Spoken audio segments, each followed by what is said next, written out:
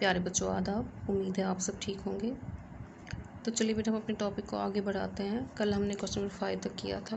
Question number 6 कह रहा है sewn is the past participle form of sew. It is an irregular verb. Find out the past participle forms of the following verbs. ठीक है, कहता है ये word हमने सीवन जो है ये हमने इस पॉइंट में दिया हुआ है, मतलब देखा हुआ है वर्ड सीवन।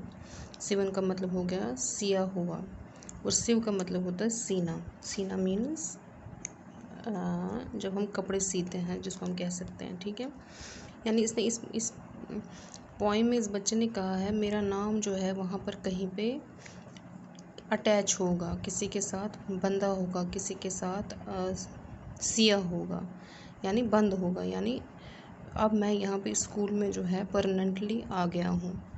समझ आ रही है?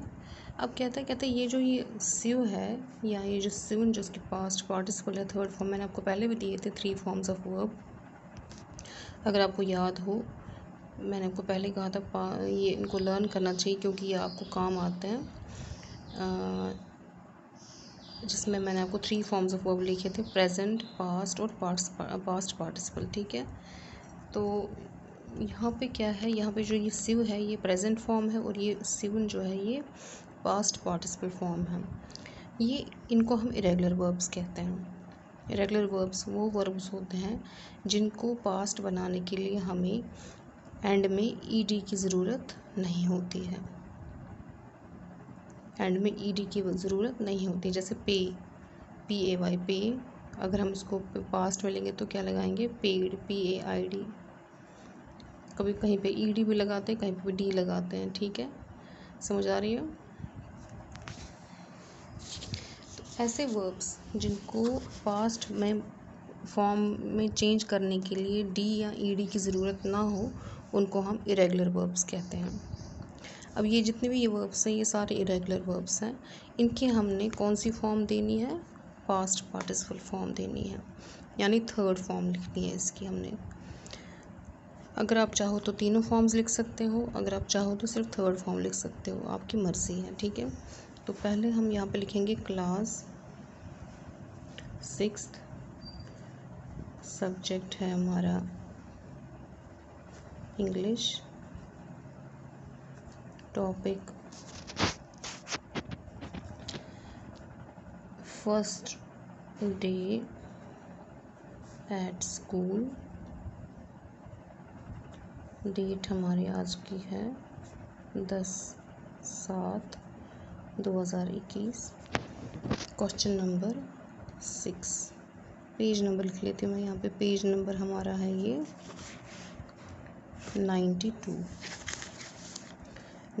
Page number. समझ आ रही है? अब क्वेश्चन नंबर 6 हमारे पास है। इसमें हमसे क्वेश्चन जो है ये हम इसका आंसर ही लिख लेते हैं। इसमें हमने पास्ट पार्टिसिपल फॉर्म देनी है इनकी। अब हम ऐसे लिख सकते हैं,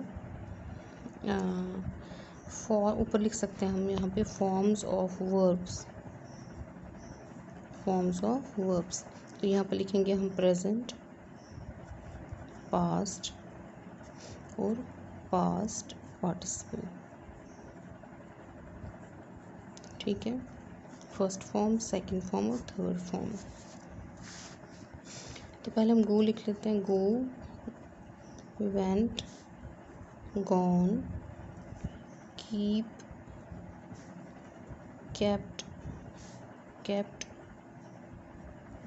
ईट, ate, eaten, make, made, carry, carried, carried.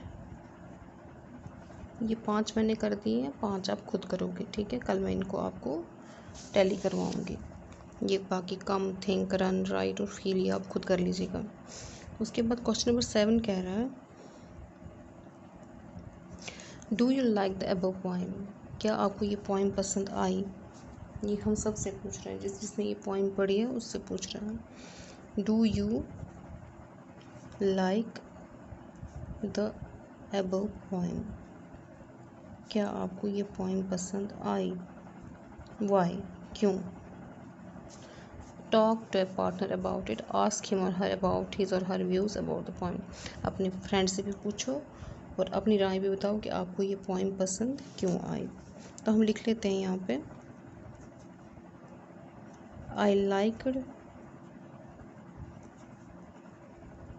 The poem because it, जैसे आई लाइक लिख सकते हैं हम, ठीक है, प्रेजेंट में चलते हैं हम। I like the poem because it reminds me of the day when I entered the school for the first time।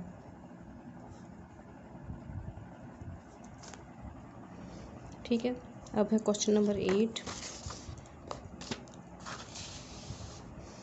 Question number 8 है, right a paragraph of 100 words on your school. अब हमें 100 words का paragraph लिखना है, किस पर? School पर, जिसमें पॉइंट्स यहाँ पे दिए हुए हैं। स्कूल के बारे में लिखना है हमने। Right a paragraph of 100 words on your school. तो ये आपका एक ऐसे बन जाएगा छोटा सा, किस पर? स्कूल पर।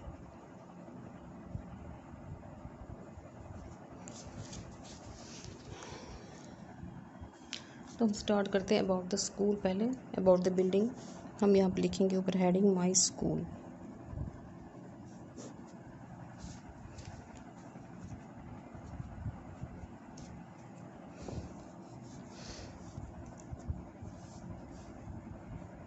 हम ऐसे स्टार्ट कर सकते हैं, the name of my school is government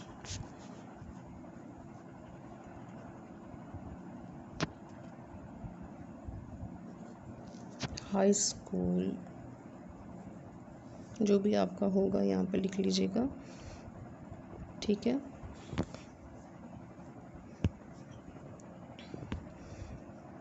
it is situated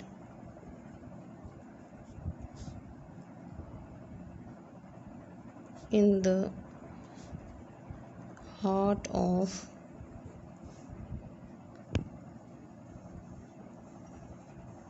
the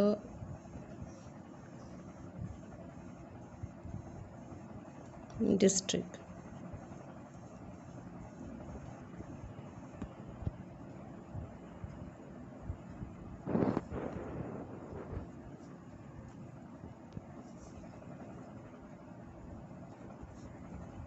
It has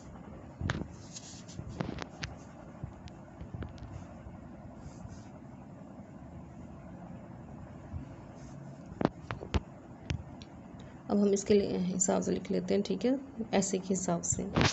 it has a huge building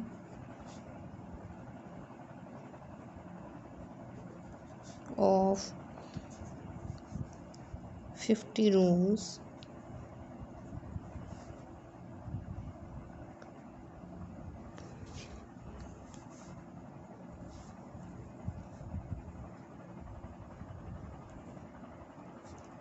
it has a library, a laboratory and a computer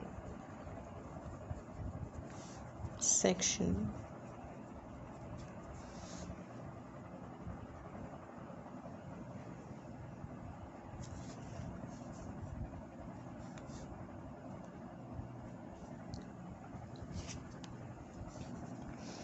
Each room is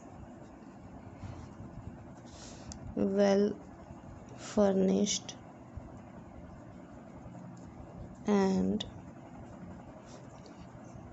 properly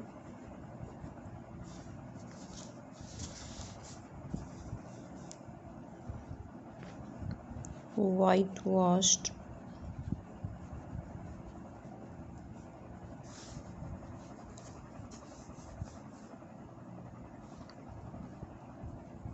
My school is not very far from my home. Is not very far from my home. अभी आप इतना लिख लीजिएगा, कल हम इसके आगे लिखेंगे, ठीक है, क्योंकि ऐसे बनाना है बड़ा।